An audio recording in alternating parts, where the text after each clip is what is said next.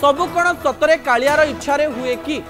ना कालिया गोटे कथा इच्छा करि थाए थरे थरे आमे तार इच्छा को बलि पकई द मनीष तो किछि करिवो ना ना सबु किछि कालिया ऊपर छाड़ी दब।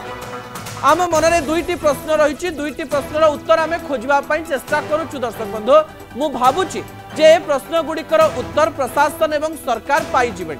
प्रथम प्रश्नटी हेउछि जे पहंडी ठीक समय रे हेला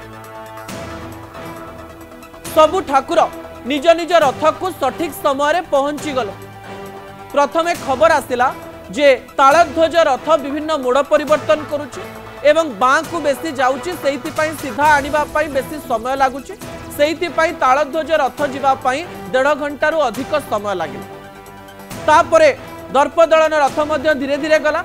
एवं जेहेतु दर्पदलन रथ परे ही नंदीघोष रथ गड़ी थांता किंतु सेते बेलकु संध्या 7:45 हो गला।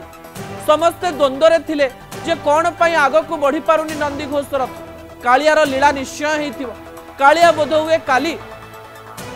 शरधा बाली को जीवाकू चाहू नथिला ए कथा को आमे संपूर्ण रूप से विश्वास करूछु एवं सेहिथि पई लक्ष लक्ष भक्तन को राति रे एवं सकाळे कालिया पुणी थरे दर्शन देला